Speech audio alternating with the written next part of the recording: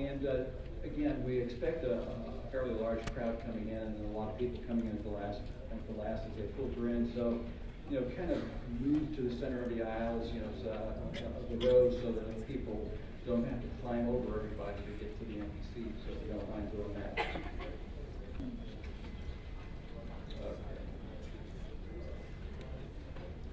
Well, your presenter today is Dr. David Ahearn. He is first and foremost a full-time practicing dentist. He said, be sure and let people know, he says, I don't do dentistry, a little bit of dentistry so I can do this. He says, I do this so I can do dentistry better. So, although he's located in a rural location in town, his office ranks among the nation's most productive practices. He's been trained in prosthetics at the University of Michigan, and like many of us, he struggled to reconcile the desire for the utmost equality with the requirements for practice success. His discovery and application of the principles of the Toyota production system to dentistry in the early 90s began a quality and productivity revolution that is part of his design. He's founder of Design Ergonomics, which is the nation's largest independent dental office design firm. The company works with doctors across North America in designing comfortable, productive, yet highly cost-effective practices. He has held faculty positions at both the University of Michigan and NYU's College of Dentistry. He is also a founding member of the ADA's Ergonomics Subcommittee and a contributor to numerous dental publications. So please join me in welcoming Dr. David Ahearn. Morning. Ron, thank you. As an Ohio State grad to a Michigan grad, that was very gracious. Thank you. I want to thank everybody for taking their Saturday morning and coming in. I know that some of you probably had a late night out last night, and getting up to come to this is a commitment. And in fact, the commitment of your time here compared to some other lecture that you can attend is not lost on me. So I want to make a few promises. And the first one is, I mean what I'm saying. This is typically way harder than it needs to be. And every year we add more and more complexity instead of adding more clarity to what we do as dental professionals. So we're going to cut through a lot of that this morning and give you tools that you can go home and apply. Now, having said that, I want to make another promise, but it's a negative promise. Of the dozen things that we're going to talk about, some of them will be exactly what you can implement right now. And some of them will seem so irrelevant to you or impossible or will not make sense to you in your practice. Because the fact of the matter is, we're going to have some people in here in 3-chair practices and we're going to have some people in here in 20-chair practices. And they're different animals. They run differently. And so I can't address all of the things for all people specifically because your needs are a little bit different. So simultaneously, we're going to deal with a dozen projects, and there are different ways you can address those, but everything won't be relevant to everyone. Some folks are going to feel we go over some things too fast. Some folks would like us to spend more time on one thing and less on another. I can't change that, so I apologize in advance for that. So let me tell you a little bit about me first. First of all, more information. I wouldn't spend a whole ton of time taking notes, because I'm probably going to talk faster than you take notes anyway. I'm from the north.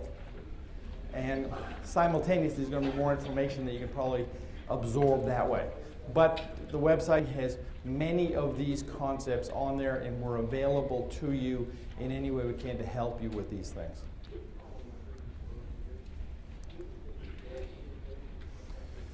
So I would not be voted as the most likely person to succeed in this.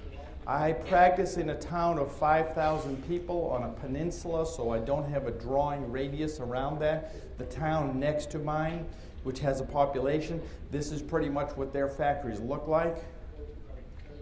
You can see through them. Because when the Industrial Revolution ended in America and the jobs moved, they just kept moving further south and then further west. And so there's not a lot going on. I was an associate. When I got done with university practice, I became an associate. My goal in life was to be an associate forever. It's a written goal.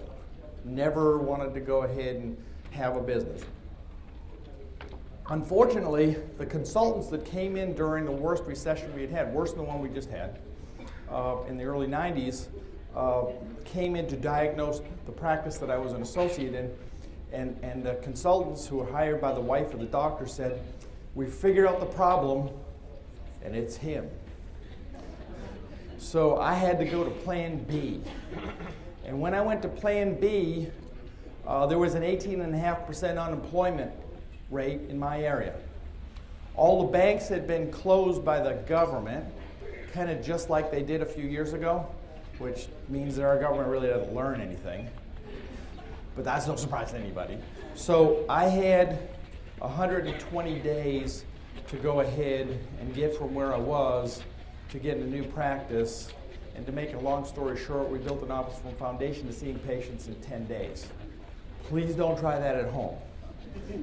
But when the money to go ahead and build the practice comes from people that make cement shoes for you, if you don't pay it back real quick, you're motivated. And it was that pressure that got me to start working on trying to make this better. Sometimes until you have pressure, one of the problems with our industry is, the reality is, it's really a very wealthy industry.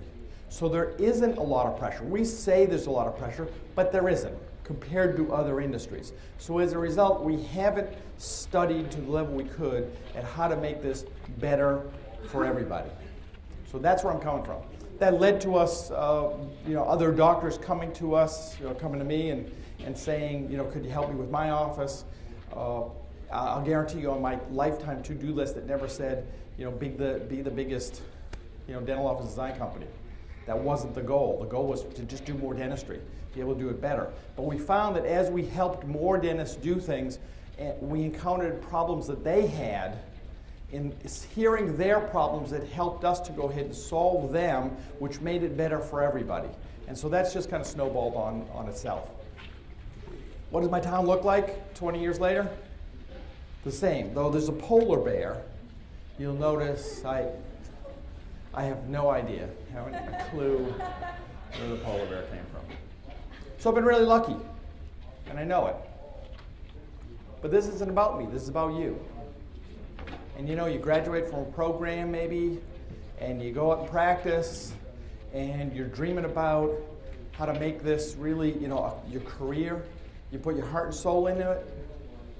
All right, girls. Now this is your last test. If one piece of candy gets past you and into the packing room unwrapped, This is kind of what it feels like. yes, ma'am. Yes, sir.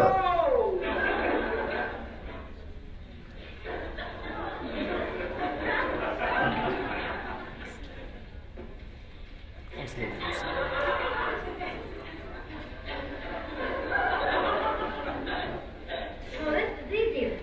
Yeah, we can handle this, okay?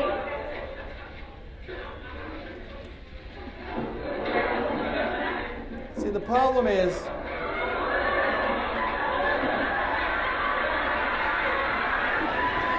you can't just go faster.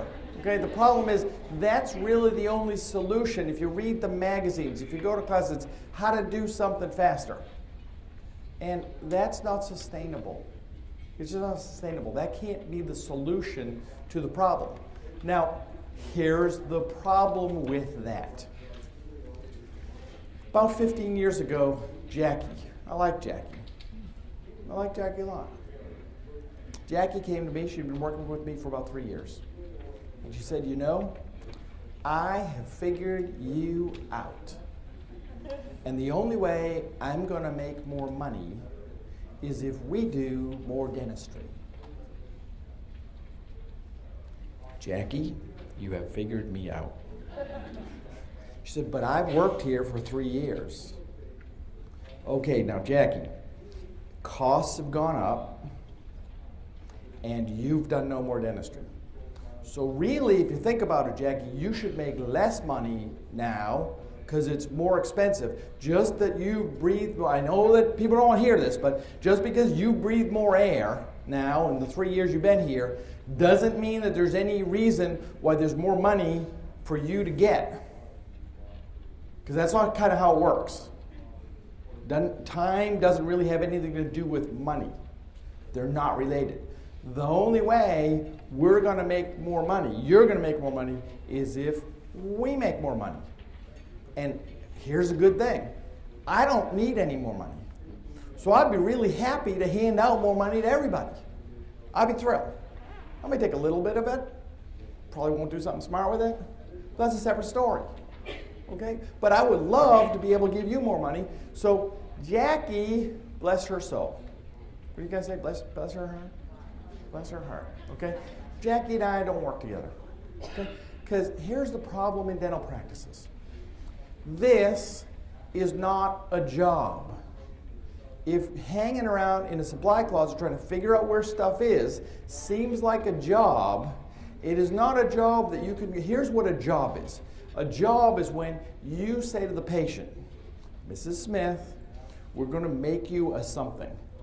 A crown, or we're going to take your tooth and make a bloody hole where the tooth was, or something, but we're going to change the state of your mouth. It's going to go from something to something else. People pay us for that.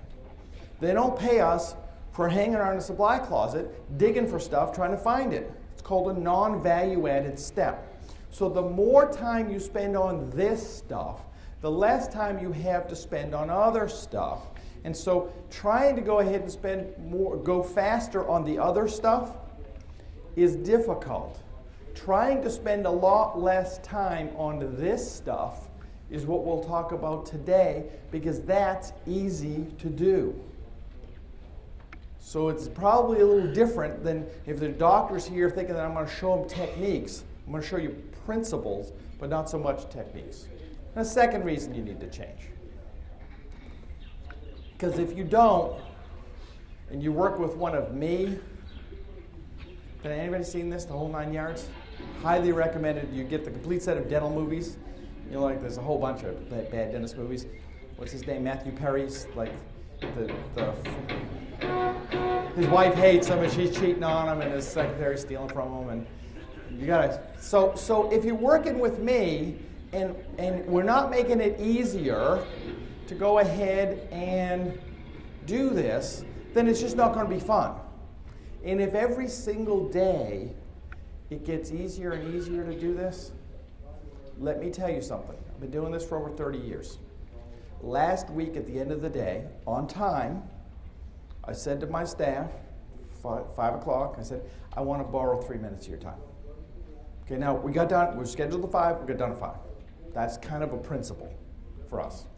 So at 5, I said, I need 3 minutes of your time because I just want to thank you for having the best day I've ever had in practice ever.